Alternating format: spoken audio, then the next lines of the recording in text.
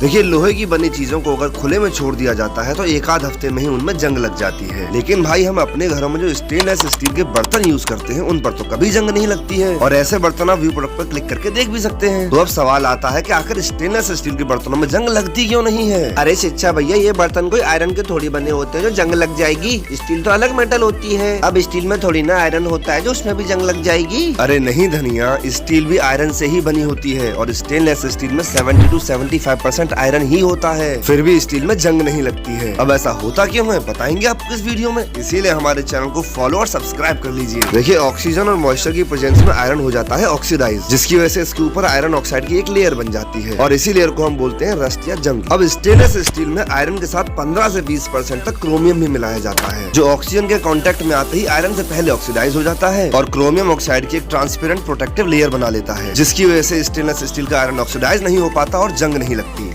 देखिए, अगर आप दुकान पर टमाटर और मिर्च खरीदने जाएं और दुकानदार आपसे कहे भैया 50 रुपए के 3 टमाटर और 20 रुपए की 2 मिर्ची मिलेंगी, तो अचानक से आप बहरा जाएंगे। आपको समझ नहीं आएगा कल तक जो चीजें किलो के हिसाब से मिल रही थी आज गिनकर क्यों मिल रही हैं। पर आज ब्रिटेन में कई सारी सब्जियां गिनती करके मिल रही हैं और पैसे होने के बावजूद आप जितनी चाहे उतनी सब्जियां नहीं खरीद सकते हैं। तो चलिए समझते हैं कि ब्रिटेन में ऐसा तो क्या हो गया है जिसकी वजह से अमीर लोग भी गरीबों की तरह जिंदगी गुजारने पर मजबूर हो चुके हैं। कुछ बेहतरीन सा बताएंगे, प्लीज वीडियो को लाइक जरूर कीजिएगा। रोमांटिक मूवीज देखते हुए हमें इतना तो जरूर पता चल गया कि यूरोप में विंटर में बहुत बर्फ गिरती है। ये गिरी हुई बर्फ की वजह से जगह तो बहुत सुंदर हो जाती है और इसी बर्फ की वजह से फसलें उग नहीं पाती हैं। इसीलिए ब्रिटेन को विंटर सीजन में मोरक्को और स्पेन से खाने की सारी सब्जियां इंपोर्ट करनी पड़ती हैं। अब मोरक्को में खराब मौसम की वजह से उनकी खुद की सारी फसलें तबाह हो चुकी हैं और स्पेन के हालात भी खराब चल रहे हैं, जिसकी वजह से ब्रिटेन में सब्जियों के दाम दुगने से भी ज्यादा हो गए हैं और महंगाई को कंट्रोल करने के लिए खाने पीने की चीजों को लिमिटेड किया गया है। इसीलिए पैसे होने के बावजूद आप जितना चाहे उतना नहीं खरीद सकते।